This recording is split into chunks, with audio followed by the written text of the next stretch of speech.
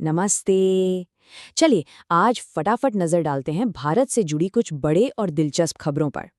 देश और दुनिया में हाल ही में क्या क्या हुआ है उसे जल्दी से समझते हैं। तो शुरू किया जाए। खबरों की दुनिया में जाने से पहले जरा इस ख्याल पर गौर करते हैं। ये बात हमें याद दिलाती है कि नॉलेज ही सबसे बड़ी पावर है।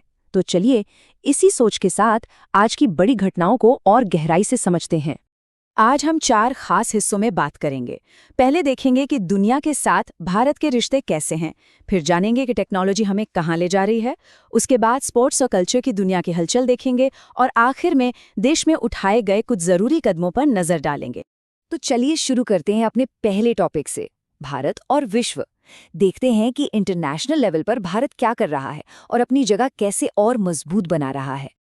अच्छा, तो इस एक स्लाइड में 3 बड़ी बातें हैं। सबसे पहले एनर्जी सेक्टर में भारत, सऊदी अरब और यूएई ये तीनों देश मिलकर समुद्र के नीचे एक बहुत बड़ी पावर केबल बिछाने का प्लान बना रहे हैं। ये फ्यूचर एनर्जी सिक्योरिटी के लिए एक बहुत बड़ा कदम हो सकता है। डिप्लोमेसी की बात करें तो भारत को 2026 के ब्रिक्स समिट की मेजबानी मिली है, जो दिखाता है कि ग्लोबल स्टेज पर भारत की जिम्मेदारी बढ़ रही है। वहीं रीजनल सिक्योरिटी के लिहाज से पाकिस्तान और अमेरिका पंजाब में इंस्पायर्ड गैम्बिट 2026 नाम की एक जॉइंट मिलिट्री एक्सरसाइज कर रहे हैं। ये कोई मामूली विजिट नहीं है, बल्कि एक बहुत ही अहम डिप्लोमैटिक यात्रा है।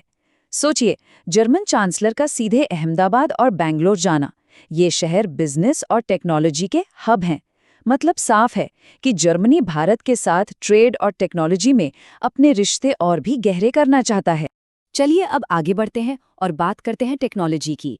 हमारा दूसरा सेक्शन इसी पर है कि कैसे नए नए इनोवेशंस पूरे देश में बदलाव ला रहे हैं। तो सवाल ये है कि ये जो नई नई टेक्नोलॉजी आ रही है, वो असल में हमारी जिंदगी और साइंटिफिक खोज को कैसे इम्पैक्ट कर रही है। चलिए कुछ असली उदाहरणों से समझते हैं। और ये तो सच में एक जबरदस्त खबर है। भारत के आदित्य L1 मिशन ने सोलर स्टॉर्म्स यानी सौर तूफानों की गुत्थी सुलझा ली है। ये सिर्फ भारत के लिए नहीं, बल्कि पूरी दुनिया के साइंटिस्ट्स के लिए एक बहुत बड़ी कामयाबी है।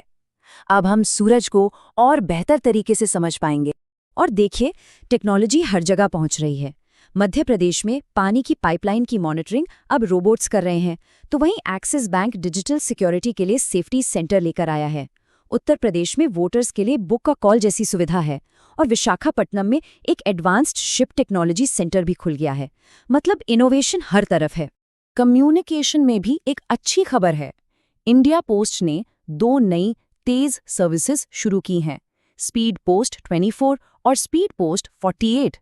जैसा कि नाम से ही जाहिर है, इनका मकसद है पार्सल को और भी तेजी से डिलीवर करना। अच्छा, अब जरा ट्रैक बदलते हैं और चलते हैं खेल और संस्कृति की दुनिया में, जहां कुछ शानदार कामयाबियां मिली हैं। स्क्रीन पर सिर्फ एक नंबर 1। आखिर ये नंबर क्या कह रहा है? इसके पीछे की कहानी क्या है? और ये नंबर है मोहम्मद हुसामुद्दीन के लिए। उन्होंने नेशनल बॉक्सिंग चैंपियनशिप में गोल्ड मेडल जीतकर देश का नाम रोशन किया है।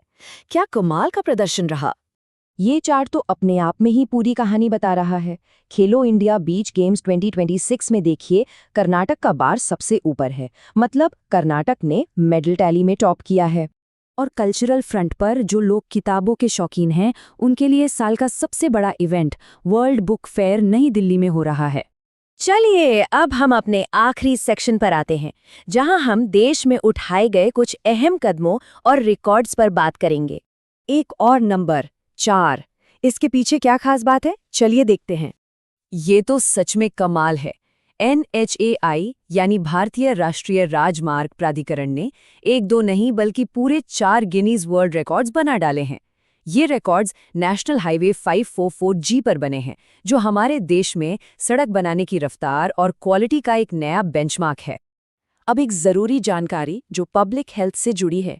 तेलंगाना के ड्रग कंट्रोल एडमिनिस्ट्रेशन ने एक cough syrup almond kid syrup को बैन कर दिया है।